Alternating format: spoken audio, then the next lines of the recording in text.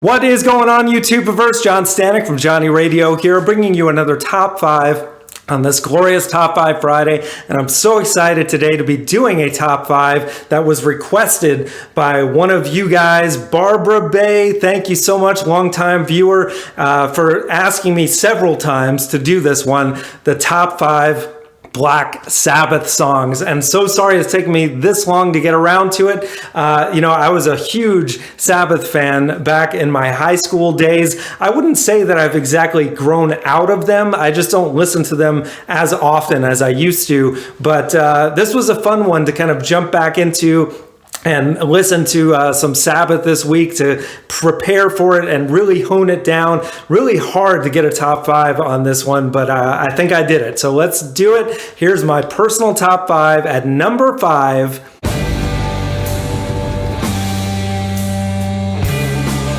Black Sabbath, the title track, the opening track from their debut album, the self-titled Black Sabbath from 1970. This song really just, it's a perfect intro track to know what you're in for this band. You know, just from the opening sound effects of this thunderstorm that sounds very ominous and this ringing bell, and you're like, okay, when is the music gonna come in? And then when it kicks in, man, with those 3 power chords, all minor, it's like da da da, and there's nothing heavier, man, and it really paints this kind of dark, disturbing picture, along with the album cover, by the way, that looks like this weird, dark, witch-like figure in, could have been at the Salem witch trials or something. And then of course Ozzy's lyrics that are so dark, and when he gets into that, basically the chorus is just that riff again, but him going into it saying things like, "Oh God, help me." It's like you feel like this guy is dying or on fire or something, and all these images that he's conjuring up of fire and funeral pyre and other things that rhyme with that. It's just classic Sabbath, man, and you got to have it on your list. So now at number 4,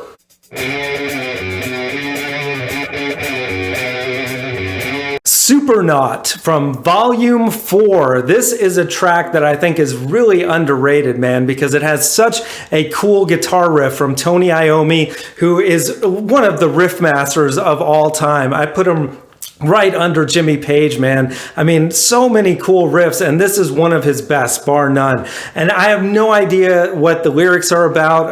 As usual, it's Ozzy doing this weird kind of cosmic stuff, but it doesn't matter because the riff is just so cool. That doom doom doom doom doom doom doom doom doom doom, and it's almost like got a bit of bluesiness to it, and then Bill Ward just bashing away at the cymbals on the chorus. It is just brilliant, and Ozzy just his vocals rising above it.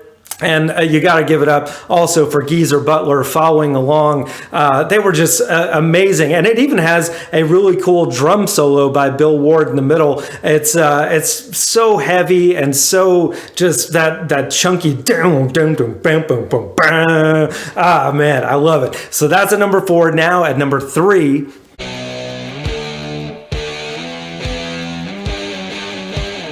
Iron Man from Paranoid. Gotta have this on your list, man. I mean, there's so many great songs on Paranoid. I would say that is my favorite Sabbath album, which it's amazing when you think about the fact that Paranoid came out just months after their debut in the same year in 1970. They were just like, man, cranking out the goods in that year. But Iron Man, just for the riff alone, again, Tony Iommi, the riff master, who else could come up with such a riff? Da, da, da, na, na. It's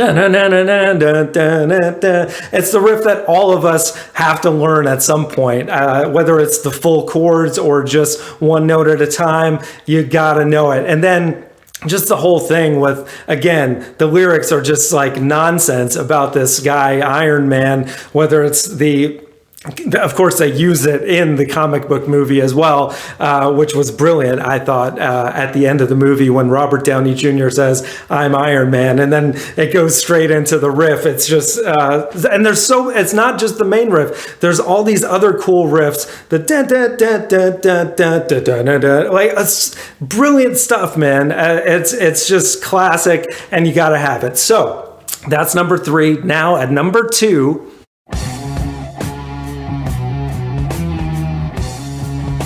A National Acrobat, the second track on Sabbath, Bloody Sabbath from 1973. I had to throw a gem in here, and this is just a great one, man. I mean, there's so many great songs on this album. Spiral Architect, the title track, Sabracadabra, so much cool stuff on here. This would actually probably be my second favorite Sabbath album if I had to pick one, but A National Acrobat really stands out because, again, an amazing main riff on this thing that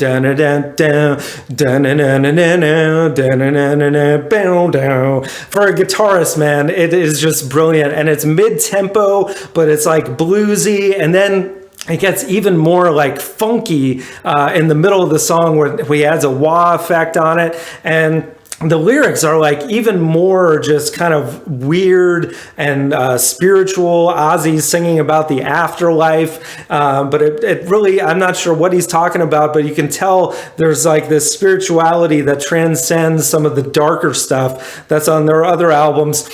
Sabbath Bloody Sabbath to me has some like really kind of light moments in the darkness, if that makes any sense. And this is one of them. And then the end of this song, again, there's multiple riffs going on, but the end of it's amazing how they end this song with this kind of like almost jazz freestyle thing that is just so cool. It ends abruptly, and just brilliant stuff. So that's number 2. Now at number 1.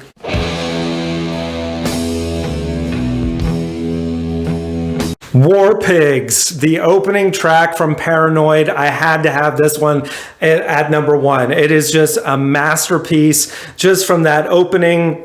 That big chord that opens it up, man, you know you're in for something great. And then when it goes to that dun-dun, and you just hear that cymbal from Bill Ward, and then dun-dun, and then the lyrics, I think Ozzy was at the top of his game here lyrically, where he's basically singing about the Vietnam War. And he's talking about these war pigs that are, sending people to die.